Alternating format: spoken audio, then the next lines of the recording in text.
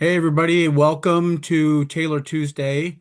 We're going to hang out for just a minute or two, let people kind of trickle in here.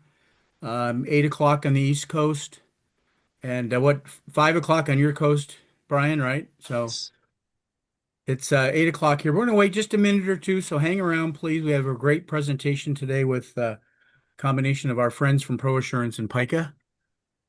So looking forward to that. So another minute, two, and we will get started.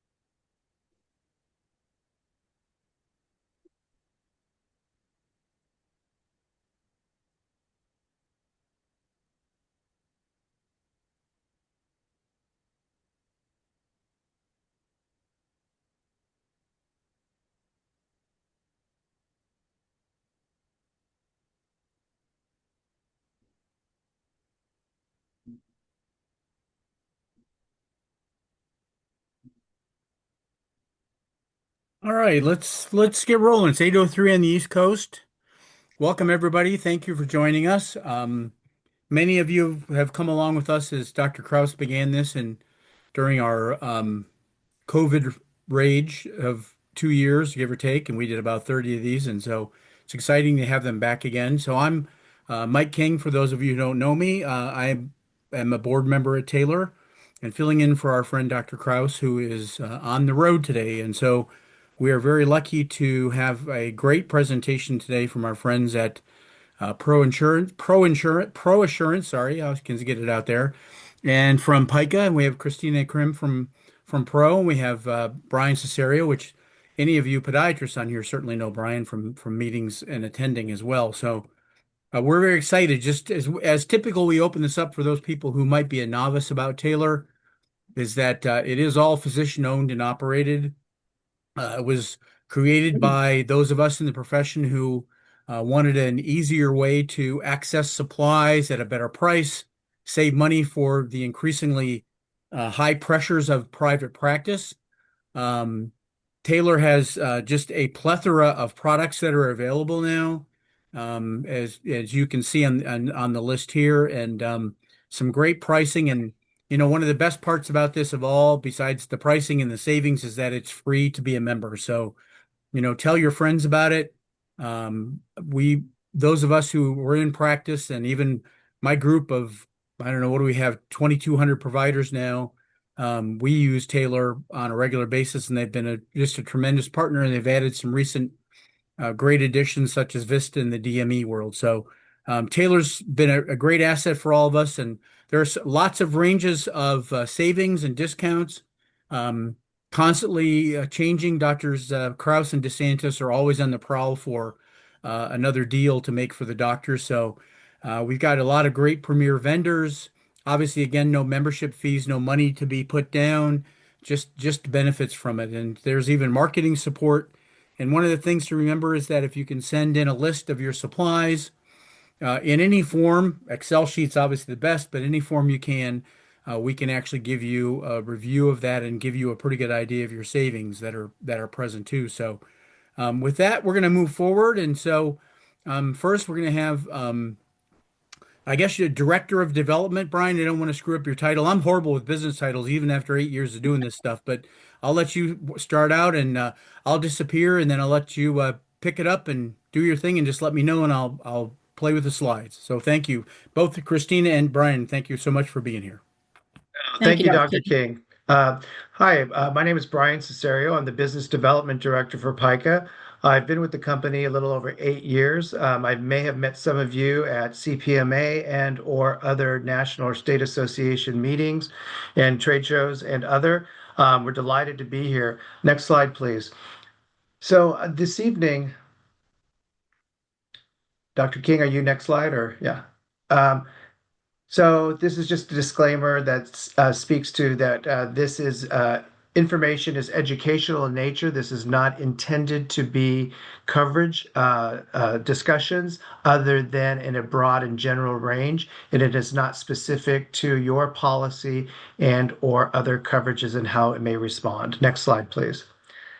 So again, I'm Brian, and with me is my colleague Christina. Christina is one of our agents at ProAssurance Agency, and she will have the second half of the presentation and also be involved in the questions and answers. Next slide.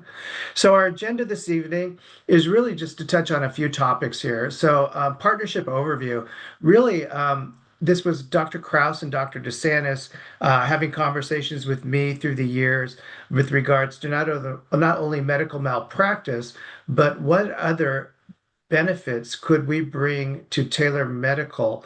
And this conversation was a couple years in the making. And we said, wow, well, we do have our in-house agency that can help all members with their business insurance needs. And so we put together that partnership and this offering, and Christina is going to be your point of contact and really just speak to how we can continue to support your practice beyond medical malpractice. Of course, I'm going to touch on medical malpractice, but really it's not a PICA infomercial. It's just more about coverages and how they should respond to your allegations. And then, of course, Christina is going to speak to practice insurance solutions and the types of coverage that you need as a business owner. And then we would welcome your questions and answers. We can do that during the conversation, or we could do that at the end. Next slide. Next slide, please. Okay, so what I would like to start with is really about the components of a medical malpractice policy. And with PICA, we have three components in our policy.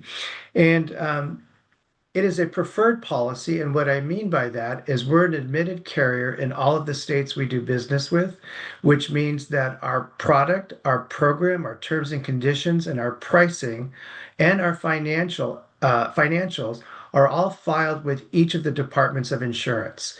And they review to ensure that we have financial stability and our parent company has financial stability in order to pay any of our claim allegations. And so the first part of your policy is really about limits of liability.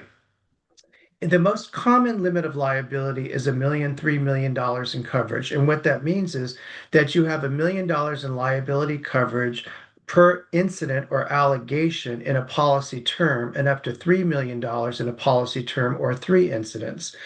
And it's really important to understand that allegation. And so higher limits could be available depending on the state, as we are filing higher limits of liability at 2 million, 4 and or 3 million, 5 million, and that's being really driven by hospitals and other needs within states and the demands that the hospitals are putting on physicians to carry higher limits.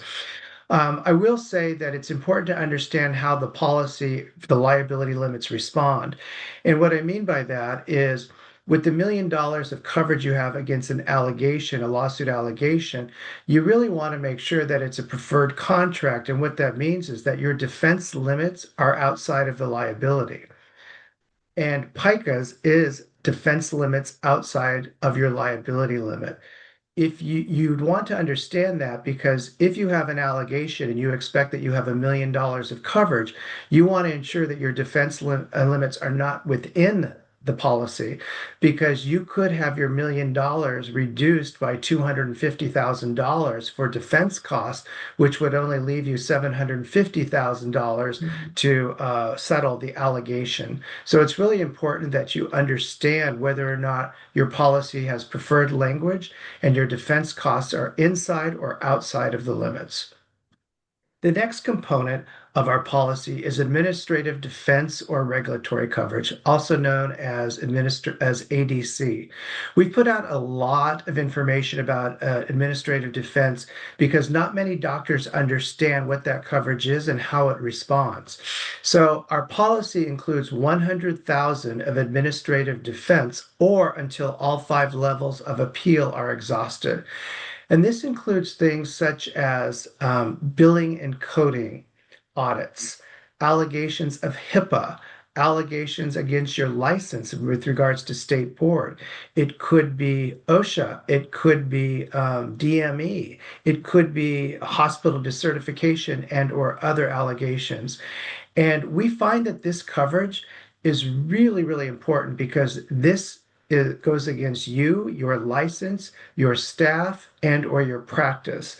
And we feel it's equally important. When it comes to lawsuits and allegations with regards to liability, that's why we have our claims specialists and our fantastic defense attorneys. They handle everything on your behalf, working with you in partnership to defend good medicine. When it comes to administrative defense, those allegations can come out from anywhere. And you really want to make sure that both your claims organization understands how to defend you.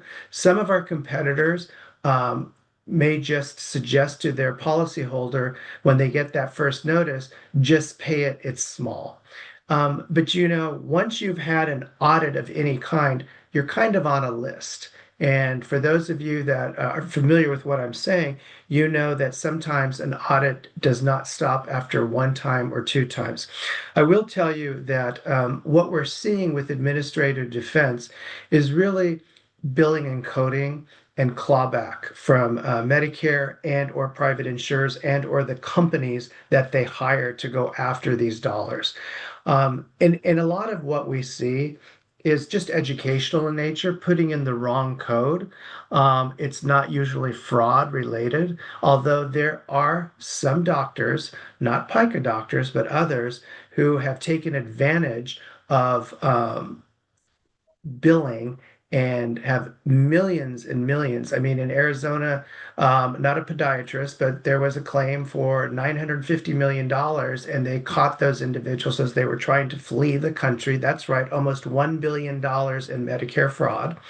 Those people are now in jail. And a lot of that, believe it or not, was about skin substitutes. And it was putting on skin substitute products on things that might have just been a rash and didn't require skin substitutes. So, administrative defense, we don't take lightly because that is against your license and could impact your ability to practice. The last component of our policy is cyber coverage. We include $50,000 of cyber coverage in all states except for Kansas and New York, where the state departments of insurance have not approved us to allow that coverage to be included in our policy. And that coverage is provided through Tokyo Marine Insurance Company, and it works as an opportunity to provide enough coverage that if you were to have a covered allegation of a cyber incident, the feds come in and most likely close your doors for up to 2 weeks while they're doing their investigation. That's Homeland Security and the FBI, depending on the intent and or what's occurred.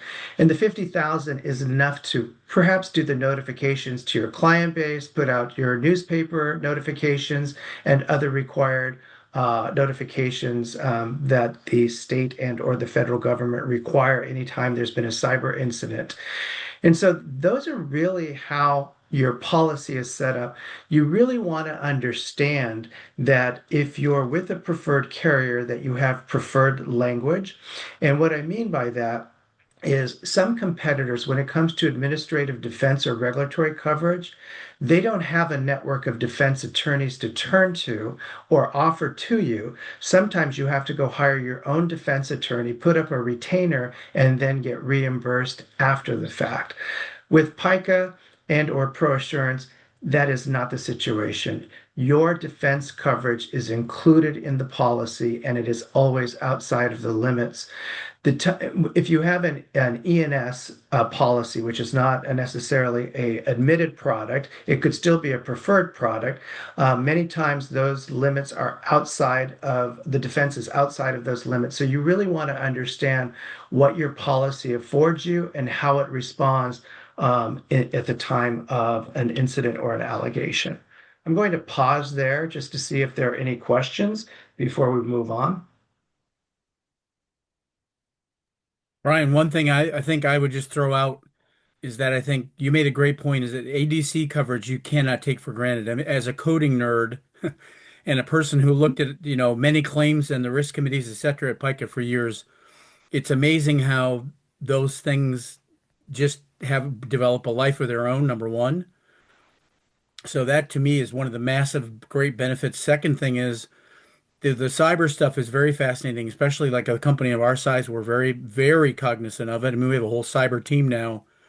But, I sign a lot of contracts. And just for example, last year, somebody sent the perfect replica of an Aetna contract, but they changed the M to an R and an N in several locations, which it was it, not everywhere, but just in a few spots in a fake contract. So, I didn't need to go to this level, of course, but the point is that there's so many things like this that are out there that, we really have to be cognizant of what we're getting from PICA, especially and of course the defense side is super important, but these two things I just think are massive benefits to our subscribers.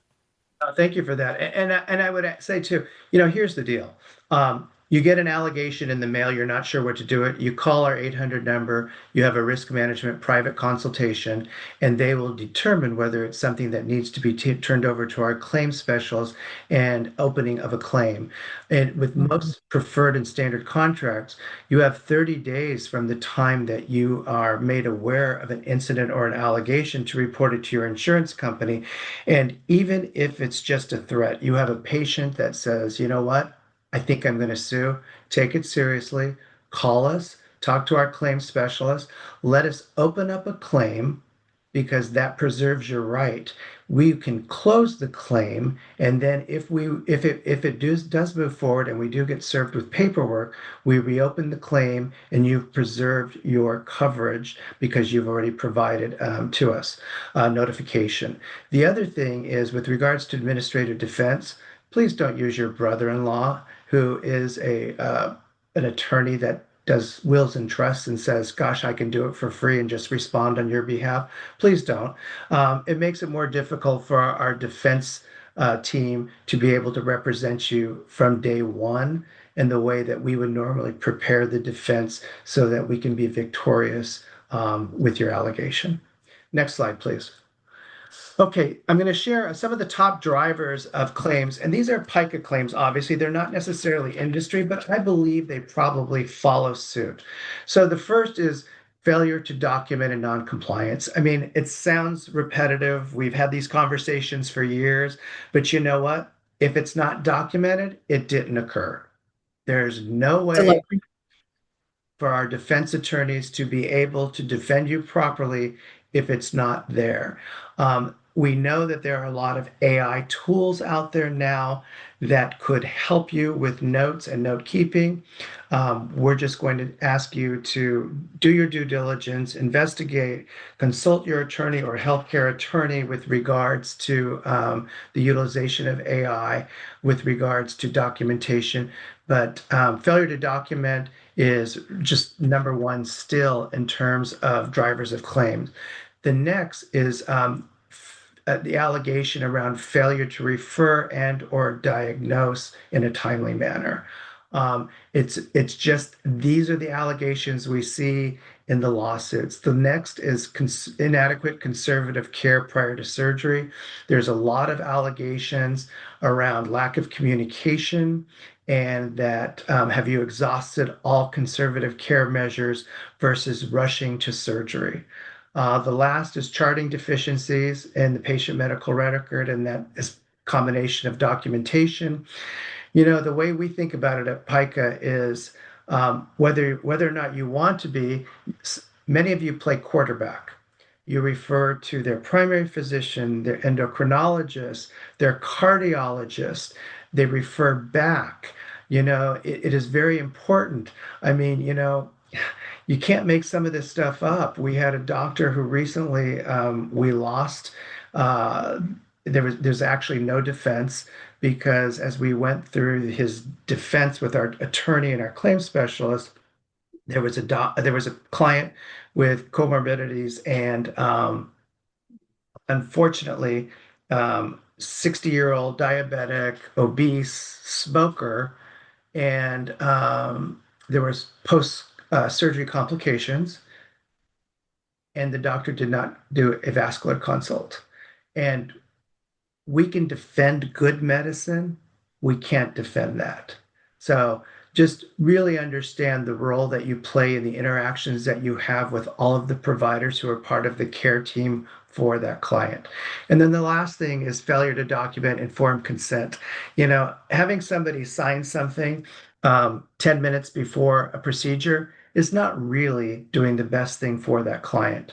What we're seeing more and more of is we're encouraging, make sure you have consent forms signed that allows them to share information with their spouse, a child, or some other caretaker, that they can receive medical information, that they're part of the team, and that they really understand that there are post-surgery complications. And if they were to lose a limb or have a BKA and be confined to a wheelchair, do they really understand the quality of life and the situation they would be in from a needs and care standpoint?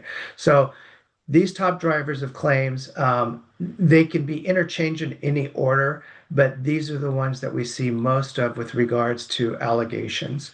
When it comes to administrative defense right now, what we're seeing is really about billing and coding and audits. And the other thing that I forgot to mention, although we have $100,000 or 5 levels of appeal, some of our competitors have sublimits, and they may only have $15,000 or $25,000 for billing and coding audits in a policy term. So any allegations above that and or any other costs above that would be out of pocket to the doctor. With regards to medical malpractice industry trends, we've seen an uptick in severity. We haven't seen a huge uptick in frequency. The number of claims, that's pretty steady year over year, but the cost to defend has gone up. And we're not talking about our legal costs with our attorneys and our defense counsel, although there's been a little bit of an increase there. It's really about the cost to defend, right? It's forensic experts, it's expert witnesses. It's really doing the due diligence to be able to defend you adequately and to win. The other thing we've also seen is not only an uptick in severity, but the amount of claim allegations and losses that are greater than 500,000. We used to be able to just, 48 months ago, we'd say our average claim cost was about 250 or 300,000. It's now at least $500,000, and it's just a cost. And so what do we think about drivers? Well, there's social inflation, right? So there's the socioeconomics that are going around all around the country. There is a jury pool that is not a jury of your peers. There are many who think that doctors and or insurance companies have a lot of deep pockets and they should pay. And there's really just shifting attitudes around responsibility, public distrust.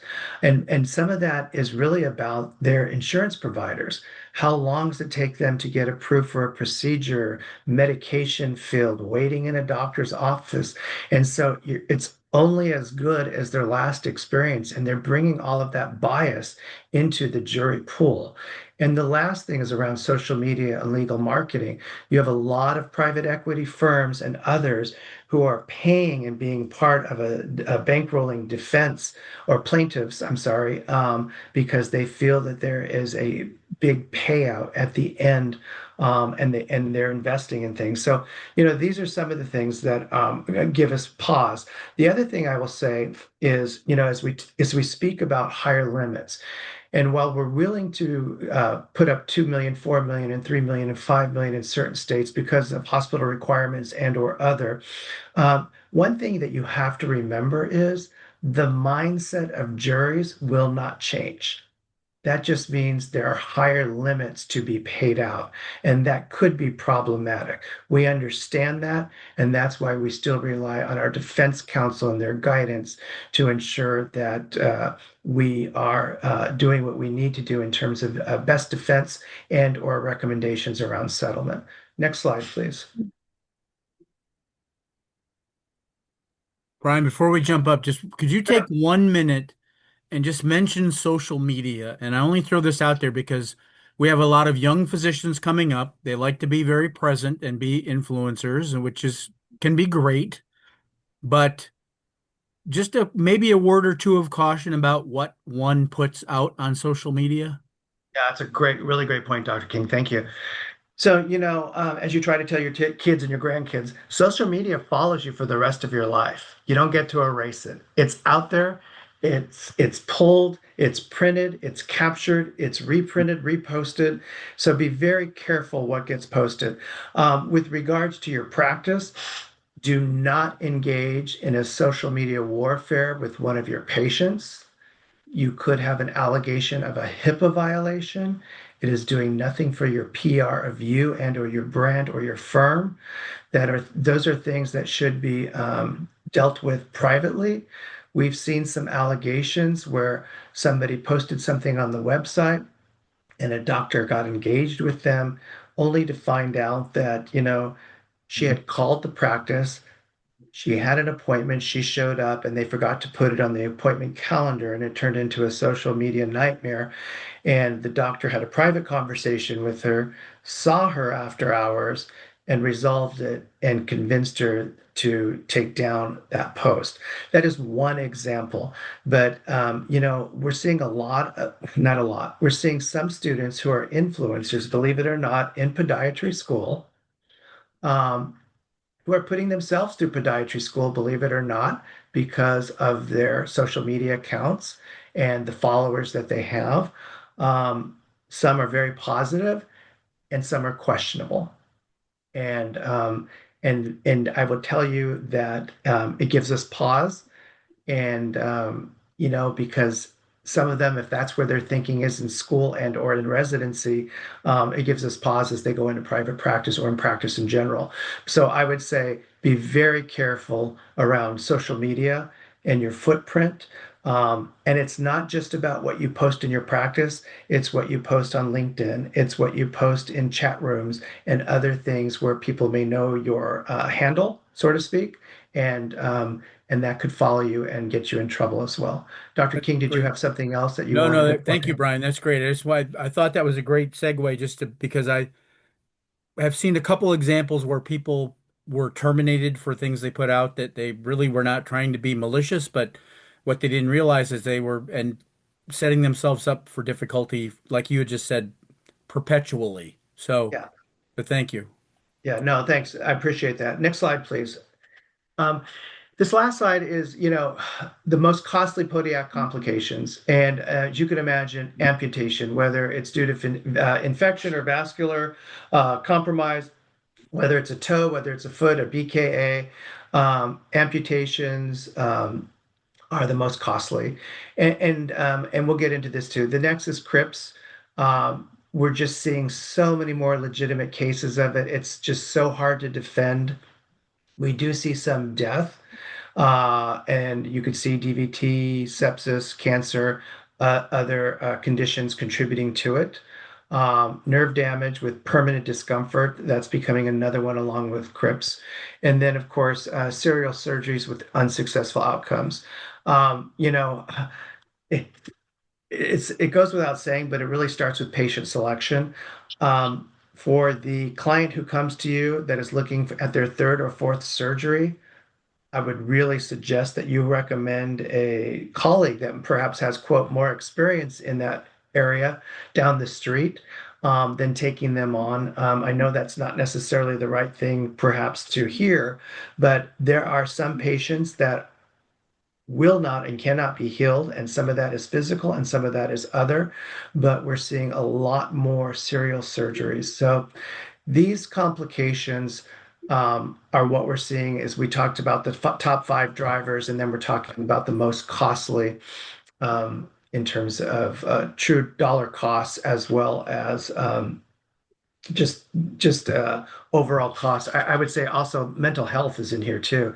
You know, what we try to have conversations, and Dr. King is an example, along with some of the larger groups that we insure, is really looking at all of their physicians and looking at surgeries and necessary surgeries and the rush to surgery versus conservative care and some of the other allegations.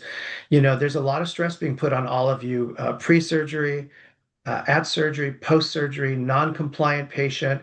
We understand that. So, we really say it really starts with patient selection. Sometimes you can be more selective, sometimes you can't. But these are the costly drivers with all with the costly podiatric complications and associated costs. That ends my part of the presentation. So what I would ask is that we move on and let Christina speak now. And Christina is going to tell us all about ProAssurance Agency and all of the additional product lines that she is able to support for all of you as business owners. Thank you, Brian. So with ProAssurance Agency, like Brian said, we do offer several practice coverages. So we go from business owners policies, workers' compensation, regulatory risk protection, additional cyber liability, which we will get into later, ERISA and pension plan bonds, and management liability. Next slide, please. In the business owner's policy, this package policy provides both property and general liability coverages.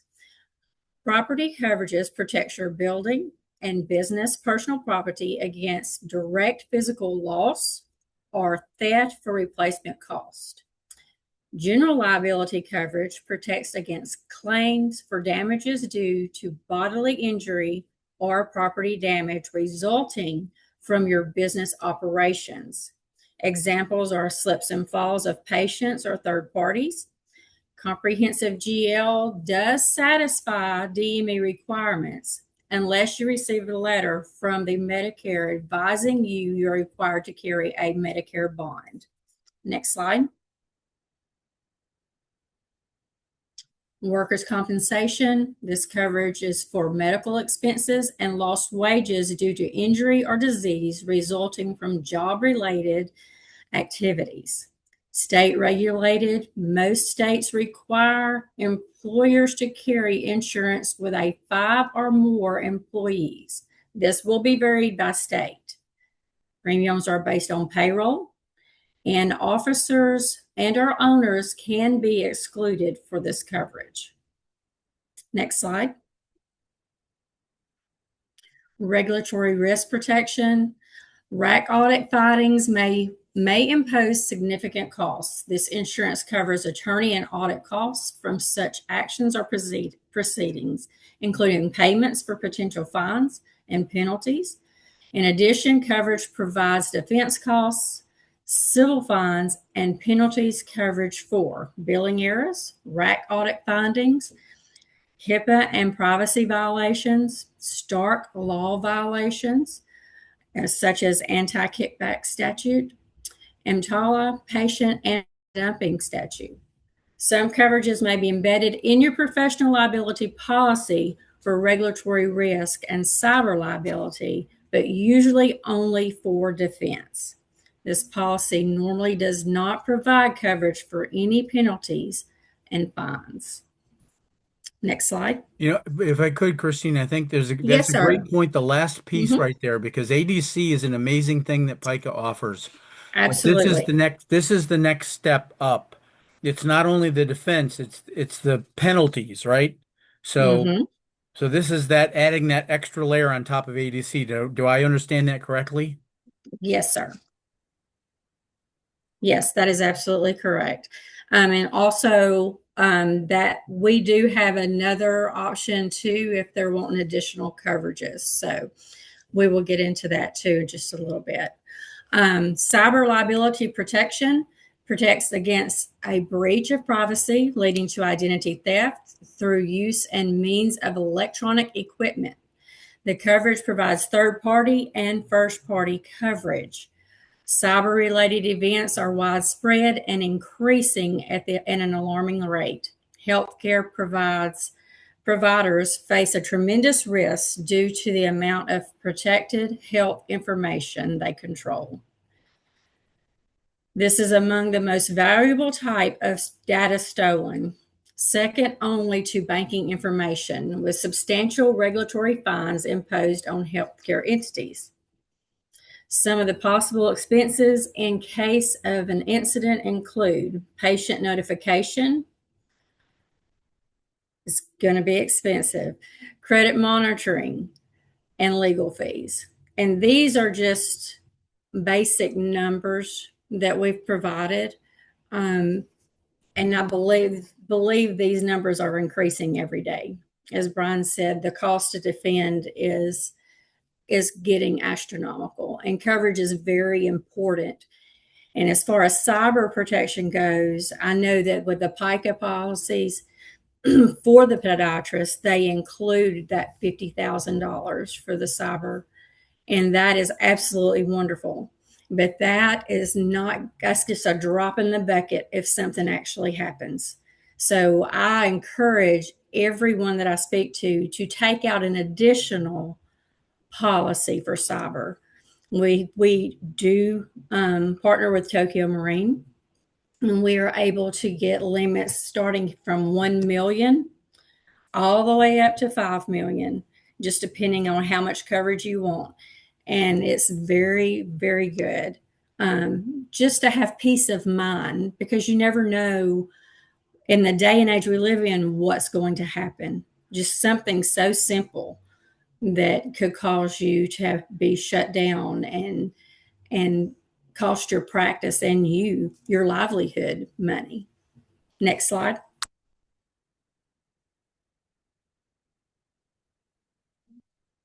Next, we're going to ERISA, which is a pension plan bond.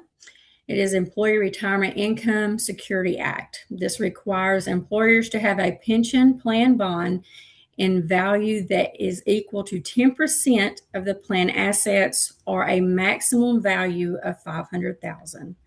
This plan fund protects against fraud, dishonesty, and negligence by trustees, officers, and administrators. Next, please. Just a question, Christina. What would that apply to in your average onesie twosie practice? Like somebody has IRA accounts or somebody has, I mean, are there specific types of funds that this applies to, or is it universal? Um, I would honestly need to check into that. From what I understand, it's more along the retirement plans that they have in place. So I would say be like 401k and things of that nature. Okay, thank you. All right. Next slide. Medicare surety bonds. Durable medical equipment, prosthetics, and ortho suppliers bond. A DME bond, more formally called DME POS, Medicare Program Bond, is a surety bond required by the Centers for Medicare and Medicaid Services for suppliers of durable medical equipment, prosthetics, orthotics, and supplies that will bill Medicare. The bond serves as a financial guarantee that a supplier will comply with Medicare regulations and ethical billing practices. If the supplier engages in a billing fraud, delivers substandard equipment, or violates program rules, the bond ensures that Medicare can recover any financial loss the surety company that issued the bond. Normal cost for this is $250 per location, and it's $50,000 bond.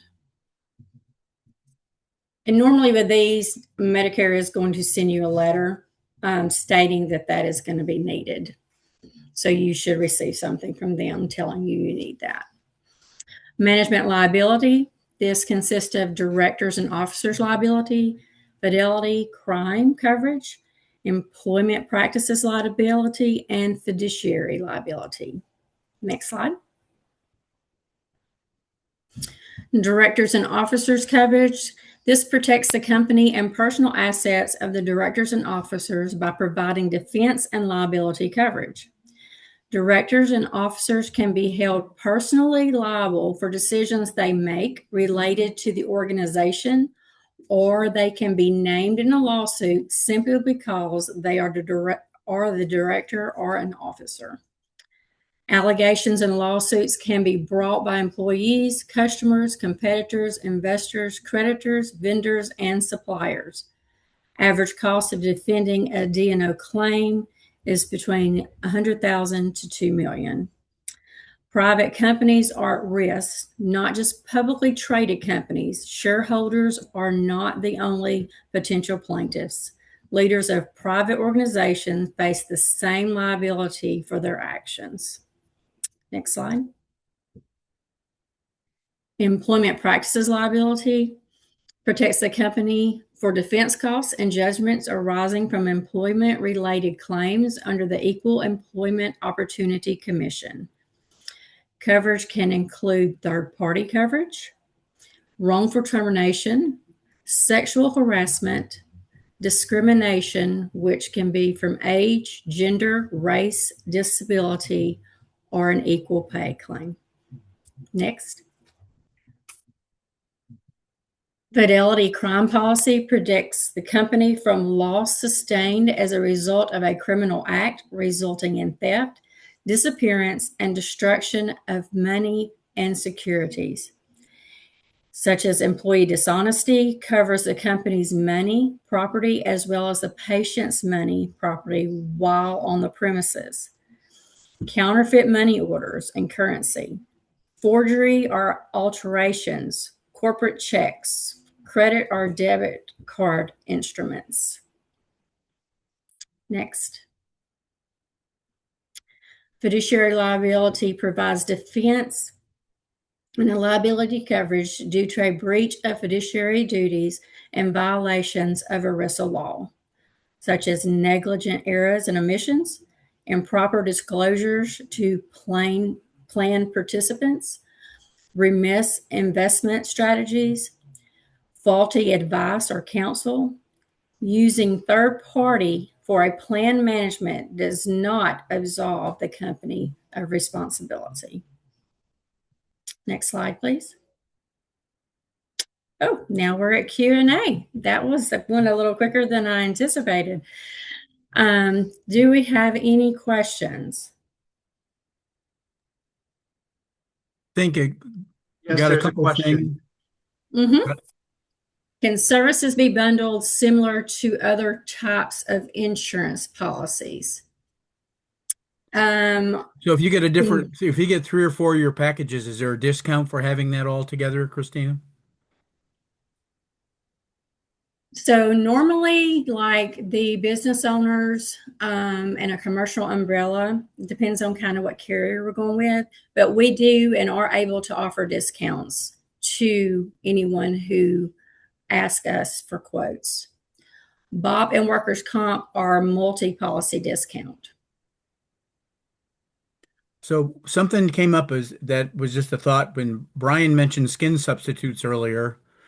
There's also a popular rage now for the use of peptides of various types. So I guess the question is, if one has a refrigerator full of, say, $5,000 worth of those goods, or 20,000 it could be at this point, where does that fall? Is that included in our business owner's policy or a property policy, or does that need to be added to it? Okay, so what we actually had a discussion like this last week. So the those refrigerated items are going to fall under spoilage, which is should be under your business owner's policy. Okay, so if something happens with those, then you need to be sure if those are items you have, that cost is included in your business personal property. Because if not, it's just a loss. So you need to be sure whatever total amount of money that cost that you have refrigerated needs to be included. Does that make sense? It does. It does. Yeah, Yes. that's a good point. Yeah. Well, Because most because people I, think it's just like, computers and printers and things of that nature. And that's not exactly the case when that's an you're, interesting point too, because those sort of mm-hmm, things tend to be somewhat fluid, because you're always going to have bottles of lidocaine and Marcaine and you name it in your mm-hmm, drawer. But right, if you're someone who carries a large volume of supply, even DME goods, I mean that, correct. those kind of things add up really Mm-hmm. quickly. Tailor makes them cheaper, but they still aren't cheap when you've got 50 cam walkers on your shelf that burn up in a fire. Yes. Yes, I agree. There was another point I think I saw in there. It was about the DME coverage. I think just a reminder to people that, Mm-hmm. that goes, we are not only typically prescribers, we're suppliers. So now we are exempt per se from surety bonds at this point, which is Mm-hmm. unusual. But if there's a large group, sometimes you need to have one. So I just keep that in mind because even though you are Mm-hmm. a prescriber, you are also a supplier if you're giving any of this out. And so just make sure you've crossed your T's and dot your I's. I guess I'm throwing that out there. And that could include a surety bond, but Yes. ask an expert like Christina if that's a necessary item. It may not be in your little practice. It may be because you're affiliated with a big group or the group covers. I mean, it's just something to keep in your mind. Mm-hmm. I'd like to Absolutely, I add, agree. uh, with regards to coverage of malpractice, yes, PICA can handle podiatric individual and group policies. If you work for a multidiscipline operation or organization or other healthcare, Christina can also write the coverage for your malpractice and business insurance needs. Christina Mm-hmm. represents um, all of ProAssurance and has access to all of our product suites, as well as the other insurance companies that they represent, such as the Hartford, Travelers, Chubb, and others. So just Mm-hmm. understand that. The other thing I would mention, whether you're a PICA insured or not, we have a lot of risk resources on our PICA Group website. So if you go to picagroup.com and look up risk Mm-hmm. resources, you'll see all kinds of resources there that are available for you to use, including 7 different types of informed consent, how to fire a non-compliant patient. There's all kinds of video recordings and webinars, as well as forms and other materials that are free and available for anyone to download and or watch. So please take advantage of our resources. We've been insuring podiatrists and podiatric surgeons for 43 consistent years.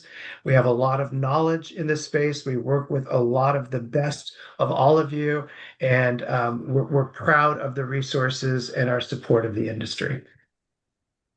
That's Yeah, I'll awesome. agree with that. Yes. Well, we thank both of you for being here. We'll give everybody a few minutes back tonight, but thank you to Brian and to Christina for being here. Obviously, too, we thank all of you for helping us and being part of Taylor Medical. I just remind you again, if you have any questions, one of our last slides we had was Dr. Kraus. And if you need to reach out to any of us at Taylor Medical, you can certainly do that. And I know he in particular is iKraus at taylormedical.com. You can reach out to Taylor anytime, and of course, go to the Taylor Medical website. Go to PICA's website, as Brian said. Brian, you said exactly what I was on my mind was about informed consent. Was that it's some doctors we get a little lazy sometimes because it's easy to have a one pager and be done, and it might be adequate in 97% of the cases, but that 3% can kill you. So it's just all those resources that are there. I know that when I was still working daily, I used them all the time. I still do now, even for my own company. I pull up things and share them with my physicians. So, You'll find Christina's contact information at the end of the presentation, and it'll be part of the on Taylor Medical on the website. I'll speak on her behalf. She's available for free consultation. She can do a review if you provide your insurance documents to her. She'll point out any potential gaps in coverage, and you can discuss other needs. And she's a wealth of information and resources. She also has a team of 8 or 10 individuals that are also part of the ProAssurance Agency team, and they're well versed in all of the coverage needs you would need as business owners and physicians. Yeah, so if you've got your policies are coming up for renewal, your business owners, workers' comp, things like that, if they're coming up for renewal and you want to shop and see if there's a better rate out there, absolutely send us an email. We'll be happy to get that for you and see what we can do for you. Awesome. Well, we thank you, both of you, again for being here. We thank all the attendees for being here. I know that Dr. Kraus is working on the May presentation, so TBA. But everyone, thank you, especially again to our speakers. And I hope everyone has a very pleasant rest of the week. And everyone stay healthy and enjoy life. Thank you so much. Thank you very much. We appreciate it. Thank you, Dr. King. Thank you. Bye, Brian. Bye-bye.